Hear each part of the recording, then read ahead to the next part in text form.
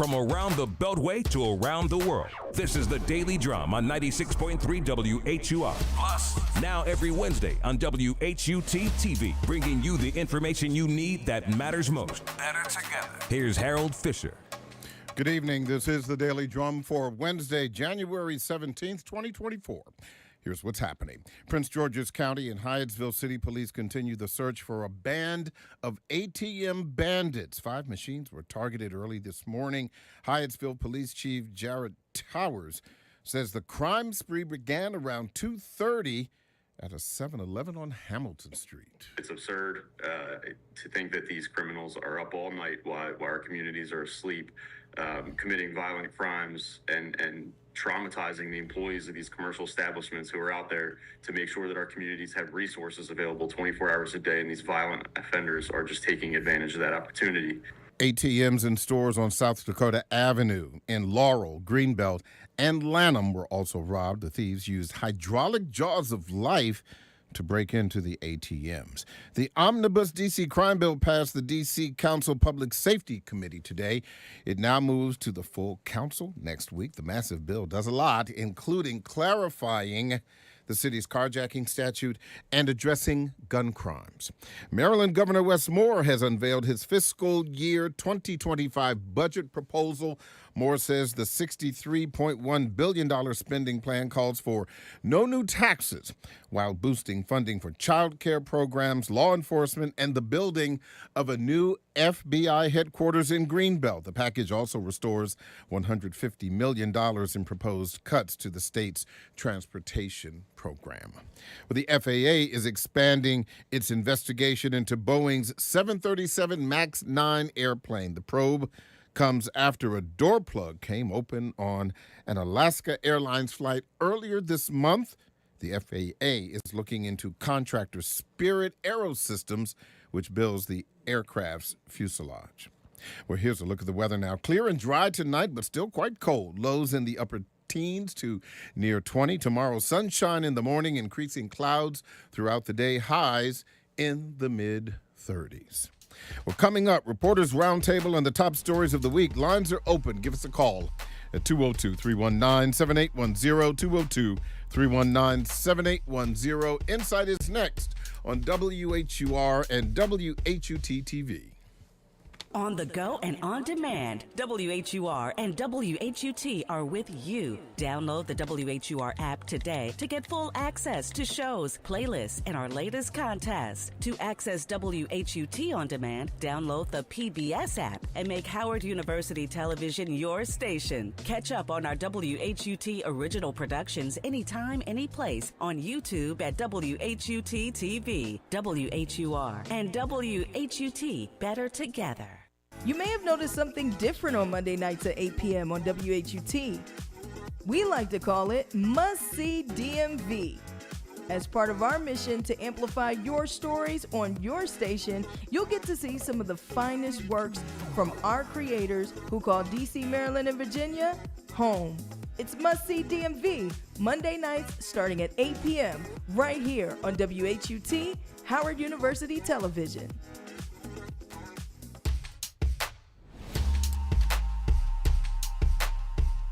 Going beyond the headlines to the deeper issues. 96.3 WHUR and HUR Voices, Sirius XM Channel 141. This is the Inside segment where your questions and comments matter at 202-319-7810. Join the conversation. Welcome back to the Daily Drum on WHUR, WHUT TV, Sirius XM, Channel 141 and 96.3 HD2. This is the Insight segment.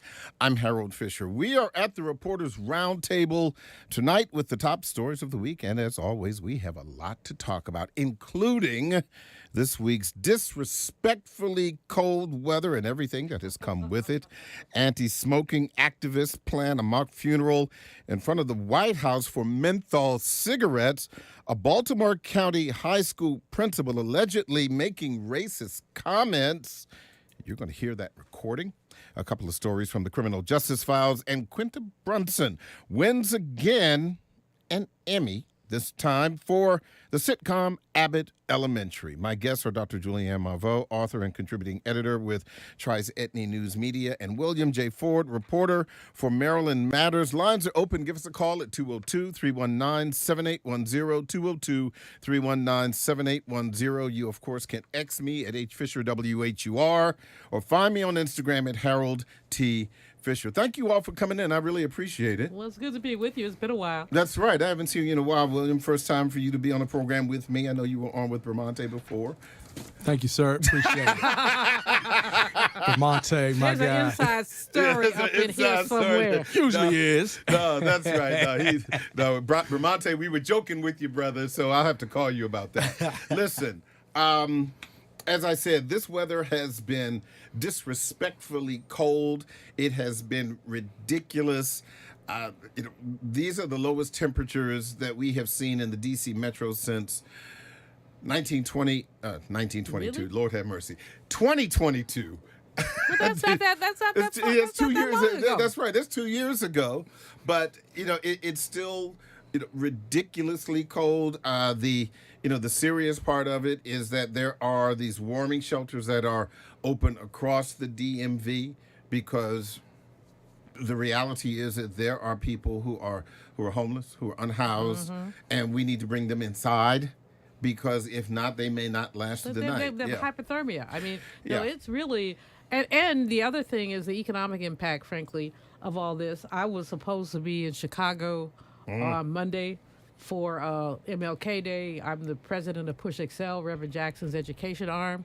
I was leaving my house when I got a tweet that said, your flight is canceled. I'm like, okay.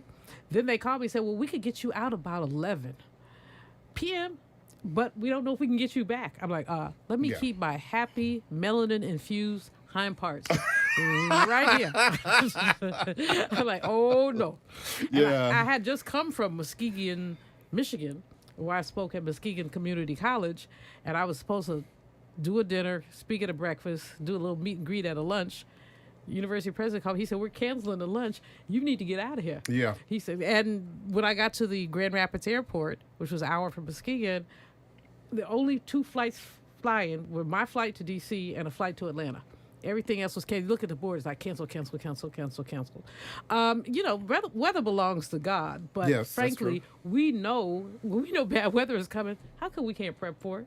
Yeah, well, I would say, what do you think? How did D.C., Maryland, Virginia do when it came to this severe cold and Monday night snow, William? How do you think? Well, if you want to look at what happened with schools yesterday, a lot of schools in the whole entire region, probably in both states, for Maryland, Virginia, and district, were closed. The 3 states. D.C. is a state. Yes, ma'am. Yeah. So then you look at today. It's hodgepodge. We're all over the place. Prince George's County, open 2 hours delay. Montgomery and Howard counties, closed. And I believe Stafford and another school district in Virginia, closed. But it kind of tells you maybe the geography of where some of the northern parts of Montgomery County and Howard County, some of those streets. And I can tell you, I was in Annapolis all day today. There was a side street, and I wore my boots. Side street fully iced. Yeah, that's a scary thing. The main streets, I live off 14th Street, but I don't live on 14th Street. 14th Street was perfect. But, if you got on some of the smaller streets, Swan, Corcoran, they didn't plow. Yeah. And so you challenge, but we this is winter. It is. And so we should just. What I like, to your comment, is to have more regional cooperation. So that because your kid may go to school in D.C. and you may work in Fauquier County, whatever. And so it would be great to have more regional cooperation, but that's been a shortfall here in the DMV forever, is that they don't talk to each other. I would say the bigger issue is the wild card playoff weekend. Kansas City playing Miami. Who care about that? Well, look, minus 35-degree wind chill. Look, I used to live in Kansas City. Okay. Okay. I used to live in Kansas City. I also used to live in Buffalo. Well, now Buffalo was a whole other story. That's my point. They had snow, so I really felt sorry for those millionaires running up and down the street, running up and down the field. These people are well compensated to run That's up and down in snow. I totally get it, but I don't feel sorry for nobody. I must admit, my heart went out to them. Now, here's the other thing. This is the inside baseball versus outside baseball, where a lot of people, for example, as I said, I lived in Buffalo. People were saying, well, golly, can't the stadium authority or the owners of the stadium clean their own snow? Why must they have the community do that? That was funny. They told people come and bring your own shovel. Mm-hmm. You're not getting a ticket Right. to the game. You just come, you give you $20 an hour, which is, not a whole lot of money. But here's the thing. I thought that was funny. It's funny. But for Buffalonians, that is a community exercise. That if you are a fan of the team, people have. I lived in Buffalo in the late '90s. They were doing that then. It is a thing. Do they at least feed the people? No. Well, see, here's a nugget. I'm glad you mentioned that, Harold. You go to certain places. I lived in the Philadelphia region, in Lehigh Valley, Pennsylvania, where the Eagles are king. Not Folks, this year. No. Yeah, Folks take some of that football seriously. And they will go ahead and just sacrifice some of their time and effort. And when you mention about folks at the playoff game who may be walking around with no shirts on, you can assume whatever they may have had. I don't know what's going on with that. But that's a thrill of enjoyment. Sometimes people will do that to get away from the norms or the stresses they have during the daily grind, and So they could go shovel snow at a game that they don't get tickets for. You know what? Whatever. Yeah, I mean, like I said, for those of us outside of Buffalo, we don't understand it. And when I first saw it, I was like, those folks are crazy. But the reality is, it's a way for the community to bond. Well, it is community service. Yeah, and that's community spirit. Right, and that's exactly what it is. And basically, localities need community spirit. That's why, I'm not a sports fan at all, but that's why, people rally around teams. It's community spirit. People rally around certain events. It's community spirit. So, I just think they should feed the people. But that's one of those rare times where you don't hear politics talked about much. Yeah. It's places like that. One would hope not. I want to move on to this story that really kind of broke this afternoon, and this is coming out of Baltimore, specifically Baltimore County, where an audio recording allegedly from Pikesville High School principal Eric Eiswert became public. I want you to listen to this, and we're going to talk about it on the other side. This is disturbing. Just a warning for those of you who are listening to this. I seriously don't understand why I have to constantly put up with these dumbasses here every day. Between these ungrateful black kids who can't test their way out of a paper bag, or these teachers who don't get it, how hard is it to get these students to meet their grade level expectations? Lawrence and Ravenel should have never been hired. And don't let me get started on DJ. I'm going to drag his black ass out of here one way or another. I'm going to get something to stick. I'm just so sick of the inadequacies of these people. And if I have to get one more complaint from one more Jew in this community, I'm going to join the other side. Kathy, I'm done.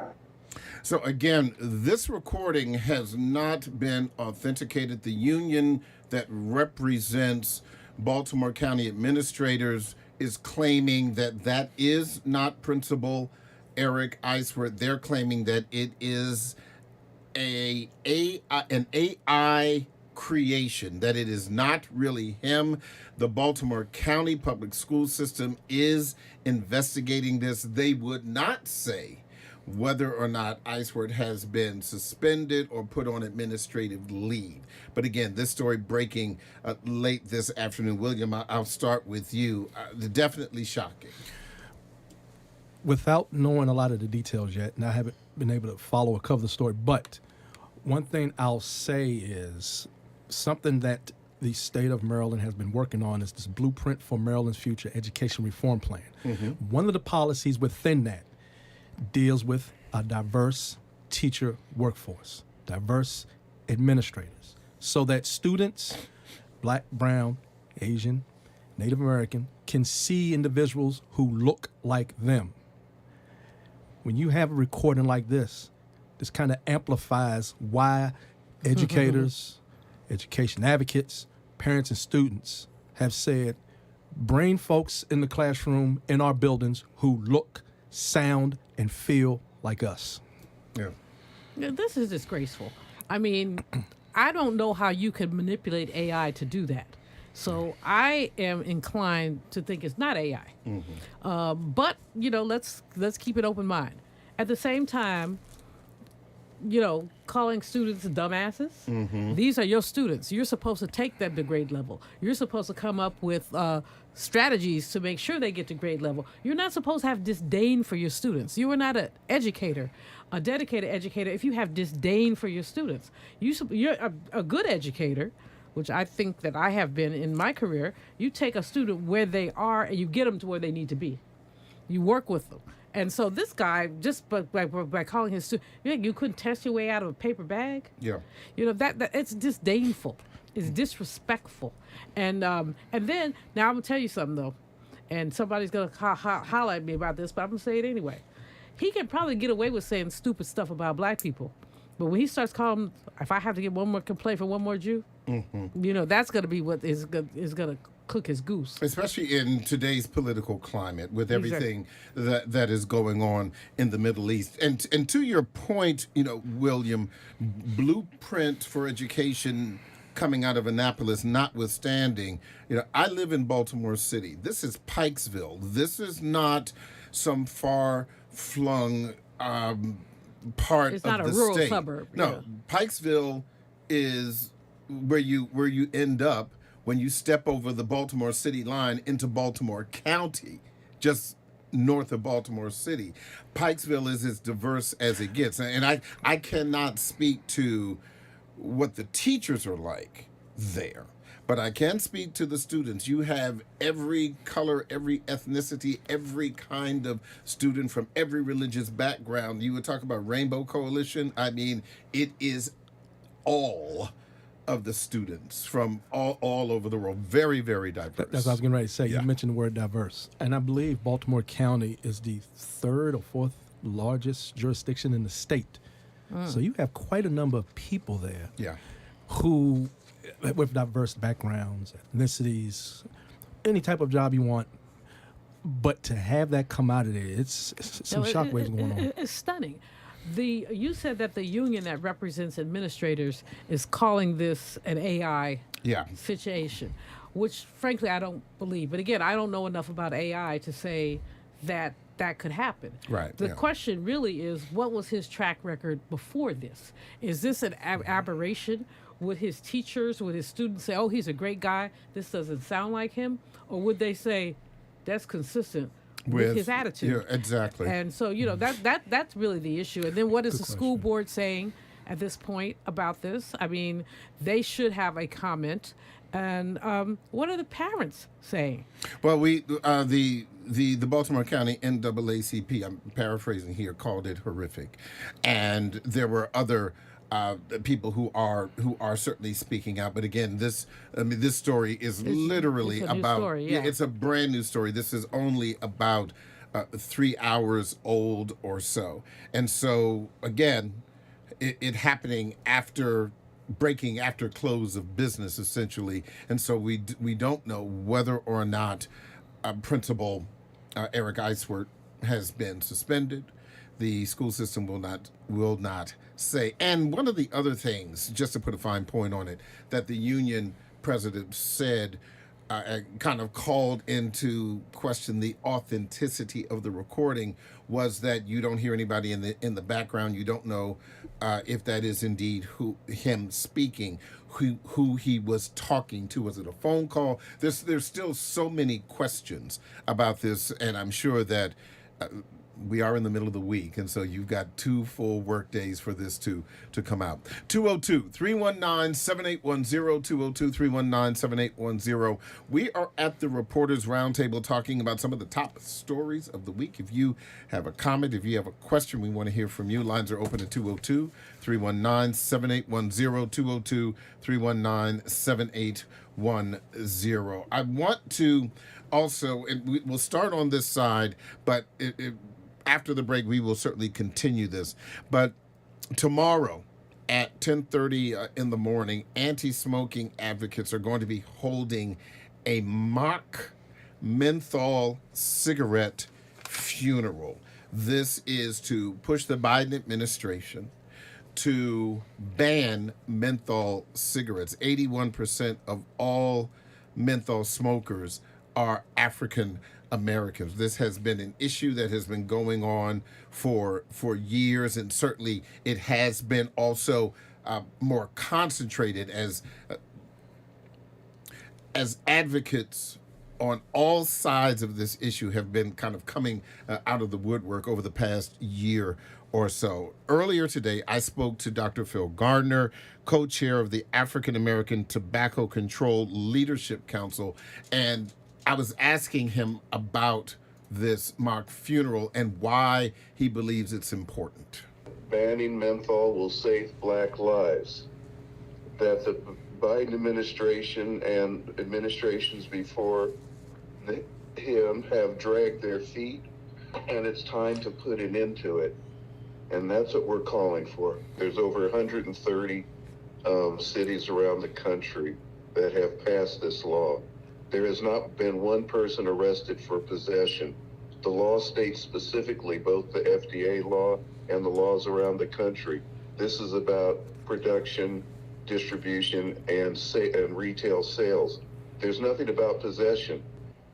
Dr. Malveaux, your thoughts about this symbolic mock funeral to bury menthol cigarettes?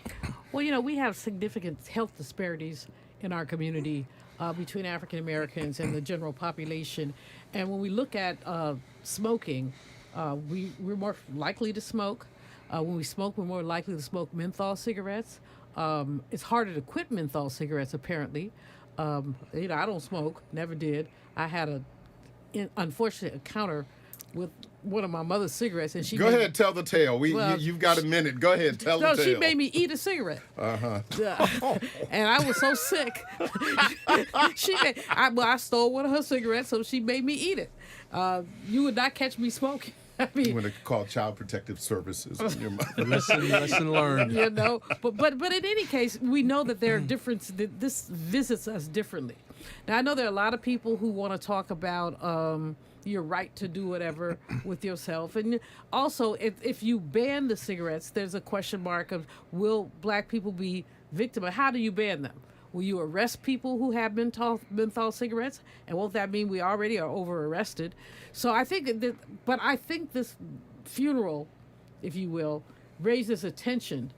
And I think that's what's important. I think with all of our health disparities, it's important for us to raise attention. So I'm supportive. And with the caveat of, let's not criminalize people who are addicted to menthol and are still smoking it. Well, as Dr. Gardner just said, for those who raise that argument about if menthol cigarettes are banned and a black person has menthol cigarettes, are the police going to arrest them? He said that's a myth. He says that's a hoax. William, your thoughts about the whole thing? Well, the thing is, you got to make sure the policies match what you're going to pass. And there can be a concern about, will you over-police people smoking cigarettes? You don't know. So if there's no policy that matches what you're trying to do, this is not going to happen. Now, as Dr. Malveaux said, it will bring attention. And if there's anything that these individuals want to do, you bring in attention, especially if you're going in front of the White House. Now, how strong will that statement be? That remains to be seen. We're going to talk more about this and some of the other top stories of the week right here at the Reporters Roundtable. Lines are open Give us a call at 202-319-7810, 202-319-7810. I'm Harold Fisher. John Mons is next with the original Quiet Storm. That's on WHUR. This conversation continues on Sirius XM Channel 141 and WHUT TV. We'll be back in about a minute.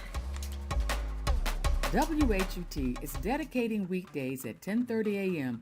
to bring you the best of our locally produced series, like our Arts and Artists show, Artico, our energetic music series, DMV The Beat. Get Out. When I wrote that song, we were fighting. And stories highlighting the endurance of the human spirit with legacy. He used to say to me all the time, when I die, the newspaper's yours. So remember, tune in weekdays at 10:30 a.m. Howard University Television PBS and WHUR 96.3 are joining forces Wednesday nights at 7 p.m. as we bring you Harold Fisher and the Daily Drum live as we take you inside the stories of the DMV. We've got the experts and the people that matter most to help you make informed decisions for your family and your community. That's the Daily Drum, Wednesday nights at 7 p.m. live on WHUT and WHUR. Better together.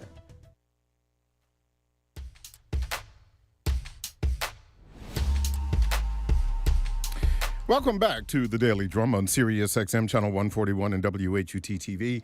I'm Harold Fisher. We are at the Reporters Roundtable tonight talking about some of the top stories of the week. My guests are Dr. Julianne Malveaux, author and contributing editor with Trice, Edney News Media, and William J. Ford, reporter for Maryland Matters. Lines are open. Give us a call if you have a comment or a question about any of the stories that we are talking about tonight. Lines are open at 202-319-7810.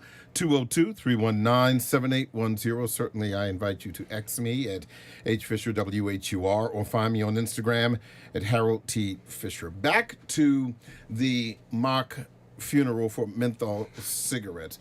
Your mother made you swallow a cigarette. William, you never smoked.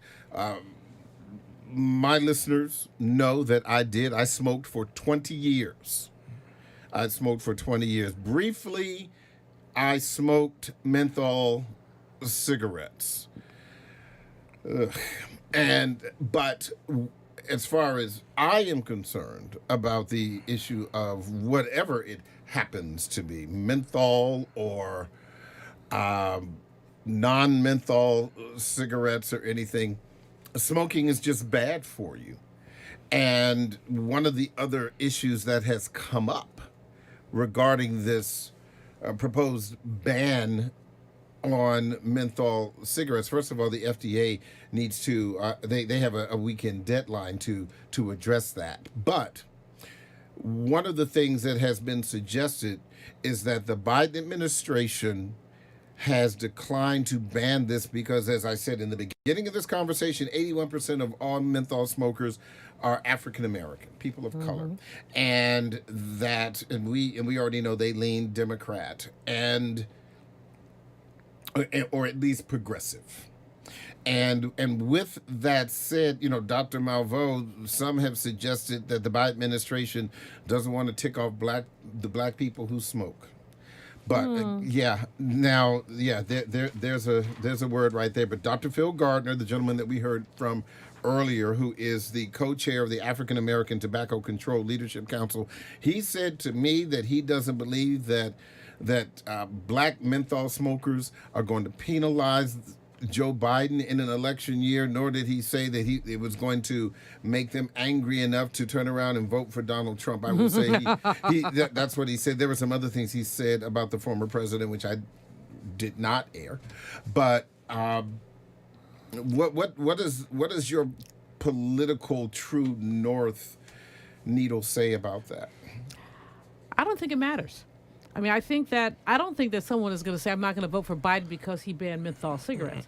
I think that this whole thing has to be managed very carefully, but I don't think that there's so many other pressing issues around this election that I don't think that that's going to be a deal breaker. First of all, let's say that the FDA comes out after the weekend and says we're banning menthol cigarettes. How do you roll that in? How does it work? And we have to talk about that. We have to talk about whether or not let's say I'm standing on a corner smoking a cigarette, which would not happen, but let's just say that occurred. Are you going to stop me and say, is that cigarette menthol or non-menthol? And not again, we already have so many casual arrests of black people for trivia. I don't think that's going to happen. So I think that, people have their addictions, and and smoking is a powerful addiction. But people have their addictions. I don't think, even if the Biden administration chooses to do this, which perhaps they should, I don't think it's a deal breaker in terms of the election. I think there's so many other deal breakers. People are peeling away from the Biden administration because of the Middle East. Younger people have an interesting approach to politics, so they're kind of like, you didn't forgive the student loans, you didn't do this, you didn't do that. So I don't think that, if you made a list, inflation is still, although it's been coming down, it's still higher than many would like. When you go to the grocery store and you look at their prices and you say, last week you paid X for whatever, and this week you're paying 10% more. Those are the issues that people are getting excited about. Yeah. I don't think they're going to get excited about menthol cigarettes. If I can jump in, Dr. Malveaux was mentioning about she went and listed the number of issues that are going on that people are talking about. When myself and my colleagues with Maryland Mass, when we're going out talking to voters, there's certain issues that it could be an issue about roads, and they'll vote somebody out if they feel they're not taking care of their roads.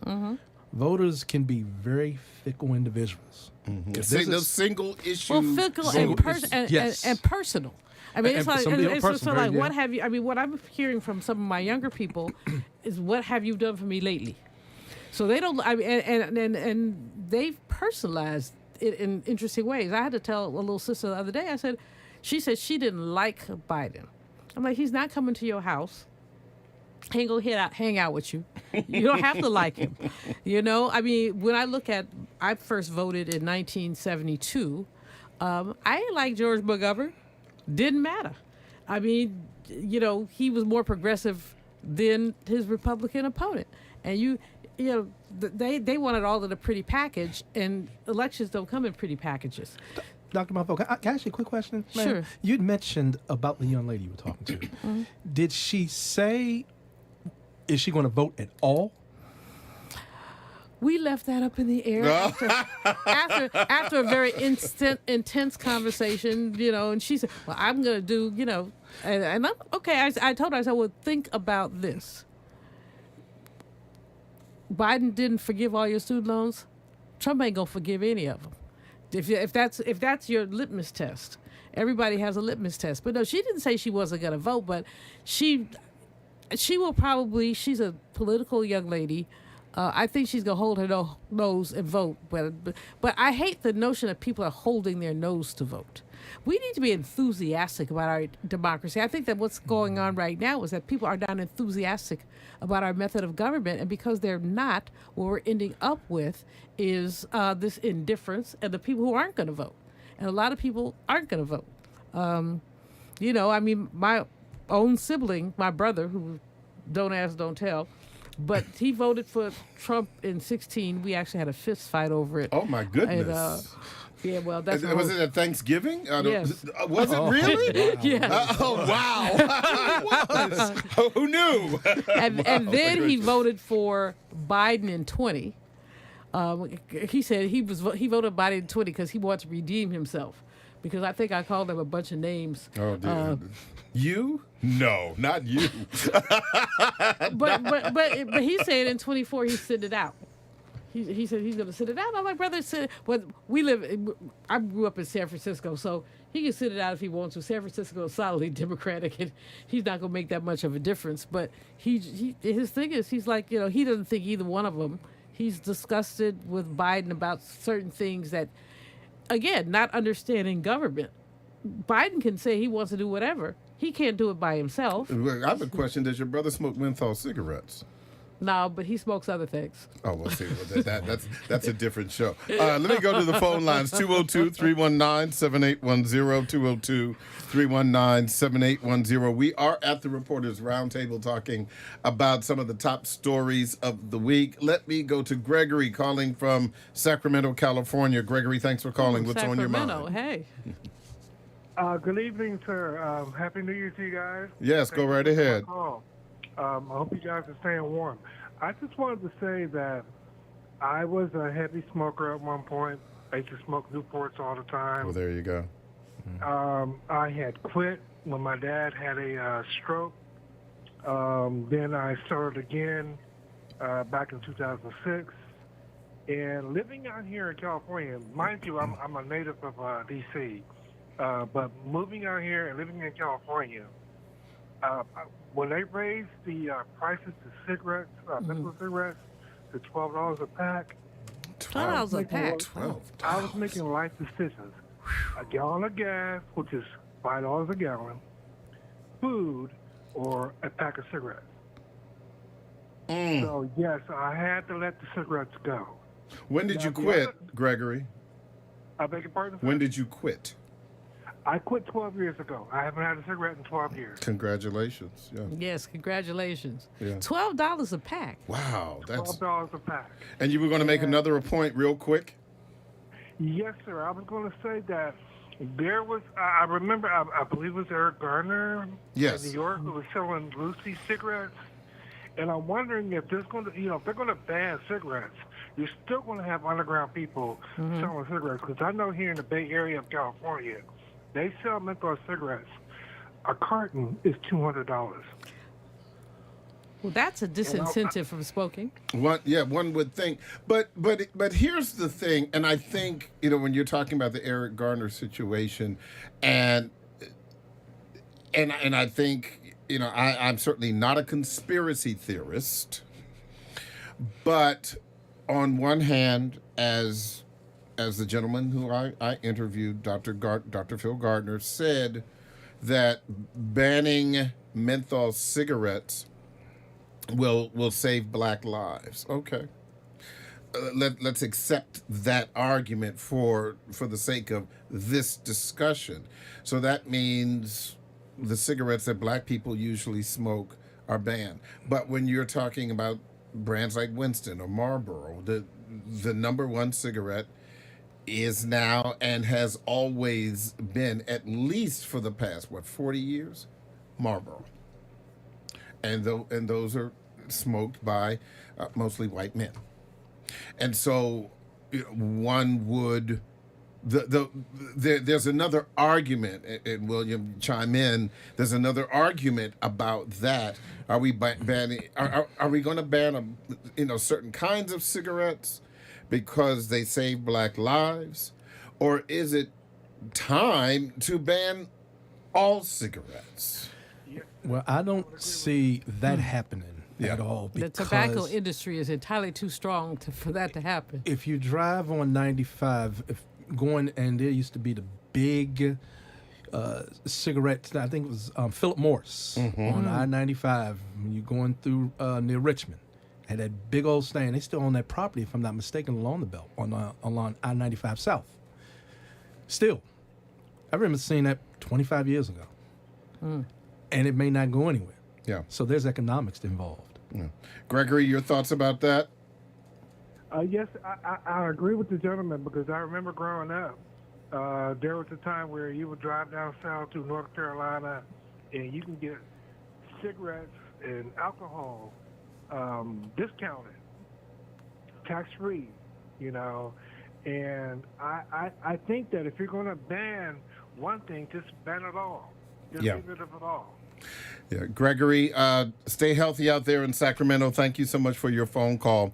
202-319-7810, 202-319-7810. Wilkins calling from D.C. Thanks for calling. What's on your mind? The guy that you just talked to? Yeah. I was calling to say the same thing. If you're going to ban the menthol cigarettes, you might as well stop all of it. Pure and simple. If it's bad, and I have a problem with you say African Americans, we do the menthols the most. Maybe we do, maybe we don't. But all I can say is that if you're going to ban cigarette smoking, how menthol is so bad for us, then you might as well ban all of it, pure and simple. But I know that's not going to happen because I know it's all about money. Yeah. Absolutely. Wilkins, thank you so much for calling. We appreciate your phone call. 202-319-7810, 202-319-7810. As you were saying, Dr. Malveaux, again, this is about, this is a money thing. But when you talk about the tobacco lobby you remember, back in the 80s when the big 60 Minutes interview came up, where the insider and there was the movie based on that, where the doctor said that some tobacco companies were really promoting cigarettes and in a way that was wholly unhealthy, and they were essentially lying and trying to figure out ways to market them, even though they knew that they were nicotine delivery systems. Now my memory is coming back because I was smoking when all of that was happening, and so I was kind of, oh, is that what that is? So but the tobacco lobby, yes, very, very strong, but not as strong as it used to be. No, their influence has waned, but they still are, in a predatory capitalist society, they still are a source of profit. Mm-hmm. And so when you say, both of the brothers who called in earlier said, ban also, if you're going to ban menthol, ban everything. Mm-hmm. So then what happens to that industry, what happens to the workers in that industry? And those are questions that would have to be asked. The other piece of it is, do we have a nanny economy? Meaning? We know that smoking is bad for you. Yes. The way that we sometimes discourage people from smoking is by taxing. We call them sin taxes. Yes. So the sin tax is like you're taxing tobacco, you're taxing alcohol, you're taxing other things that's so-called bad for you. And we justify those taxes by saying, well, these things are bad for people, so we can tax them more. We also believe that people have inelastic demand for those things. In other words, you drink, let's say you drink whatever, I don't know, Johnny Walker, whoever. The price of Johnny goes up $1 a bottle. You gonna stop drinking? Probably not. Probably not. So because if your demand is inelastic, you're gonna drink a certain amount of Johnny, no matter how much it costs. Now, as the brother said about the $12 pack cigarette, at some point you're like, oh hell no. But so sin taxes combined with consumption gives you a situation where you can basically dump taxes on these people, which then raises questions that black people smoke more than white people. Are we carrying an unnecessary tax burden or an equal tax burden because you are going to count on these people addicted to smoking to smoke? So here's what I have to say about that. As a person who had a nicotine addiction, so I can speak about this because at the time that I quit on November 13th, the Great American Smokeout in 2001, I was living in an apartment, quite a lovely apartment, I must admit, but it was still an apartment. I was renting, and at the time, a regular pack of cigarettes, Newports, Marlboros, Cools, whatever, were approximately $1.85 a pack. But I'm fancy, so I was smoking. You had the $3 pack. No, I was smoking at $5 a pack. I was smoking imports because I had a really, really good job that paid me a lot of money. Okay. When I quit, I took the money that I spent on cigarettes, because remember, I was smoking 3 packs of cigarettes a day. Oh, so my. That's 50. It's a wonder you're still here. Yeah, and weather isn't the only thing that the Lord has control of. How about that? But at $15 a day, 7 days a week, I'm bad at math, but that's a lot of money. In October of 2002, I moved into my first home. And the argument that I make for those who may be dependent on cigarettes at $12 a pack or what have you. So you spend $100 basically a week on cigarettes. Absolutely. $5. Yeah, exactly. And I took that money that I had saved from not smoking, and I was able to put a down payment on my house. And so, I just say to those people who, when you talk about that argument about being dependent on cigarettes, menthol, or otherwise black folks, not smoking anything, not smoking menthol or regular cigarettes is a whole lot better. So, but the individual rights people. I mean, I agree with you. Yeah, right. But do you have a right to poison yourself? Right. Yeah. There you go. Let me go back to the phone lines real quick. Let's talk to Charles calling from D.C. Charles, thanks for calling. What's on your mind? Yes, I was just caught up in the nicotine discussion, cigarettes, and I just want to add on to how it was first promoted during World War II, when cigarettes were given to all the soldiers who were fighting in combat. Yeah. When the war ended, it moved into NASCAR, car racing. Everybody was putting it out there then. By the 60s, they realized this is a vast sum of black people who need to smoke. And so the advertisers came up with a creative brand in the D.C. area called Cool. So, Charles, I don't have a lot of time. What's your point? So my point is that when they decided to get rid of all the flavoring in cigarettes, the intent, whether it was intentional or not, was to criminalize, potentially, black people who have menthol cigarettes in their possession. Because under the law, if they see a cigarette, an officer has the right to inquire. Yeah, and we spoke about that earlier. I think that's a bridge too far. I just don't think that's going to. This already happened to me. So you're saying that it already happened to me. What happened, sir? What happened? Real quick, Charles. I don't have a lot of time. The officer approached me. He thought I was acting suspicious, but he didn't have nothing to go on, nothing. And that was what he asked. He wanted to see what kind of cigarette I had. He thought it was a menthol. And he in his car across the street. But menthol cigarettes are not illegal. Yeah, they're not illegal in D.C. But I'm saying is that if you have menthol cigarettes, you're able to be questioned. Yeah,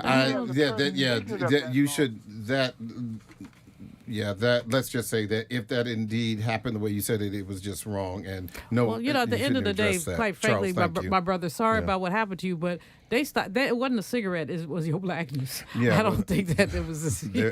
I probably agree with that one, Charles. Thank you so much. Let me go to the next issue. Greg from Mitchellville. We're going to talk to you in a bit. Tales from the judicial bench. First of all, this story about this man who leaped over the bench in Las Vegas and attacked a judge as he was being sentenced. His name is Deobra Delone Redden, 30 years old, had been accused of battery on a protected person, extortion by threat, intimidating a public officer, blah, blah, blah.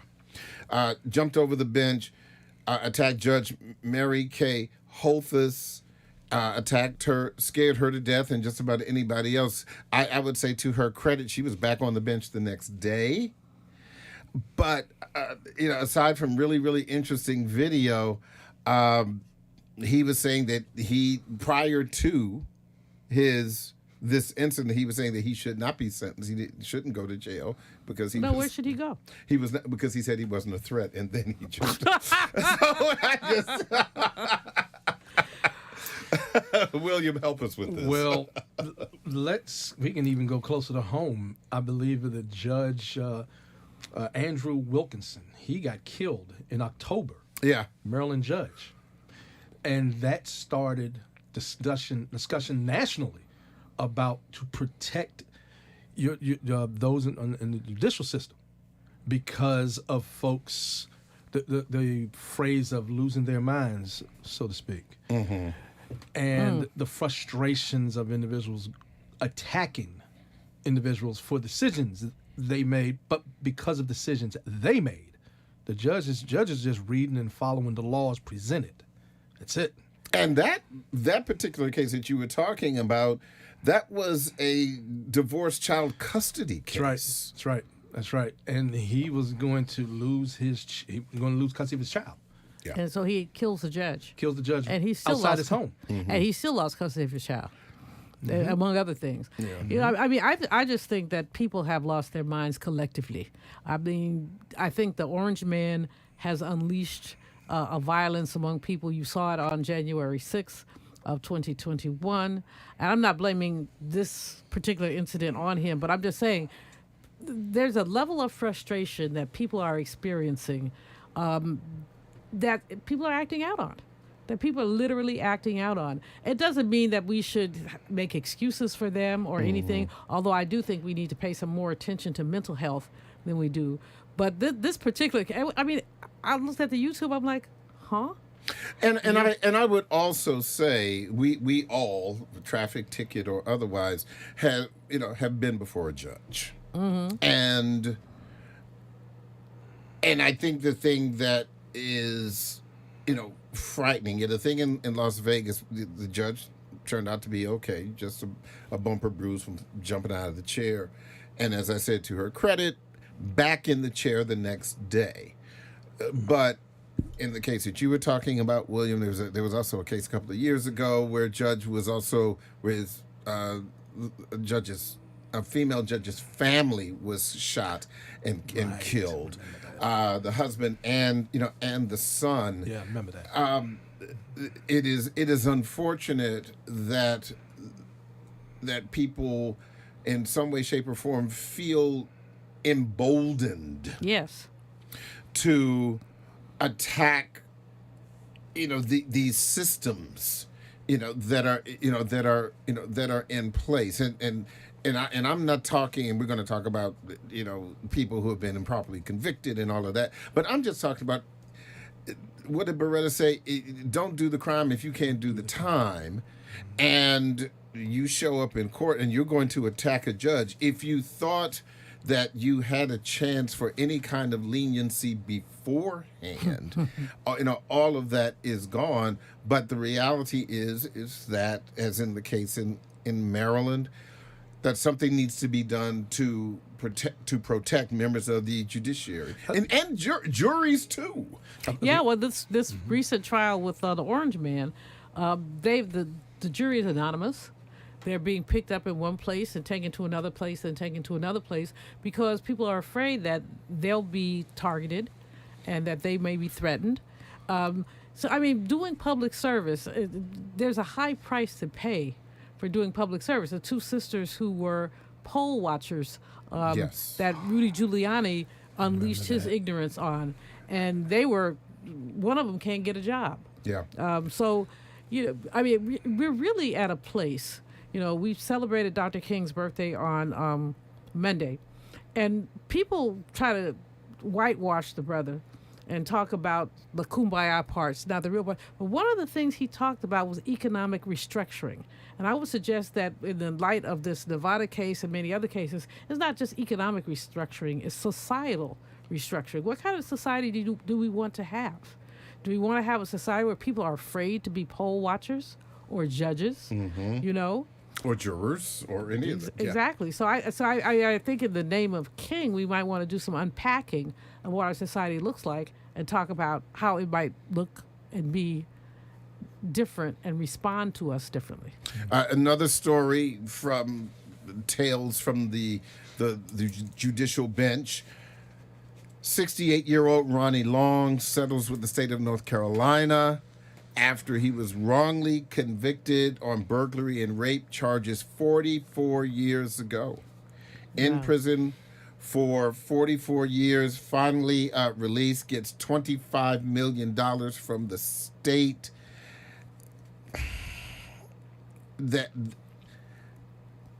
It's bittersweet and barely sweet, because $25 million cannot replace 44 years in prison for something that you did not do. I'm glad you used that word, bittersweet, Harold, because it is. You think about this brother, I mean, he's sitting there in seconds, minutes, hours, months, years. Decades. Behind bars. There becomes a question about what's going on with the criminal justice system. You have DNA that can prove someone's innocence. You have all this technology that can prove someone's innocence. 44 years? No, That's his whole life. A long time. It's his whole life. And as you say, it is bittersweet. I don't even see anything sweet about it. He's 68. You know, I don't know what his situation is in terms of his health or anything like that. Is he even in a position to enjoy the $25 billion? And it's such a great question. Yeah. You know, so he gets the money. He'll live a better life. Any better life than being incarcerated. But really, what does it mean? And what the state of North Carolina, and it's not just North Carolina. We see this in just about every state in our nation, and some states don't even offer to provide any kind of recompense. So while we're glad that the brother got got some payments, I hope that he will use, and I'm trying to think of where I was, where a brother who had been wrongfully convicted, I think it was in L.A. actually, because he's endowed a center to study wrongful sentences at Cal State L.A. He was convicted, but he's given the university $1 million of whatever he got to basically start studying these wrongful convictions. And he's a beautiful man, not bitter, but many people would be. Why wouldn't you be? Dr. Malveaux, if I can jump in very quickly, there's a discussion that's been going on in the Maryland legislature in regards to geriatric and medical parole. And it's looking at the age of someone who's been incarcerated for many years. If he or she, let's say, have a severe ailment, then, and no, it's been done in other states. Can that individual be released? You think that he or she's going to go rob a bank if they have 70 years old, if they have cancer and cataracts in their elbow? I know I'm being very facetious, but that's the point. He could have, this gentleman could have had some type of ailment. He could have been released, let's say, 8 years ago. Yeah, we don't, and so obviously we don't know that. One thing we do know is that he was wrongly convicted of dating a white woman who identified or described her attacker as, quote, yellow or really light-skinned black male. Mr. Long is dark-skinned. So that's messy in and of itself, but we are glad certainly for him that he was able to get out. Real quick, because I'm running out of time, Quinta Brunson, her second Emmy for Best Actress in a comedy in 2022. She won one for Best Writer in a comedy for Abbott Elementary. If you have not seen that show, whether you're a teacher or a principal or know someone who is, you got to watch that. Yeah, no, it's a good show. It's hilarious. It's a great show. It is hilarious, and it does lift up some of the challenges that people see in the classroom, in schools. But good for her. Just right on. That's all I have to say. I want to thank both of you, Dr. Julianne Malveaux, William J. Ford, for talking to us. I really appreciate you all coming in. Thank you, sir.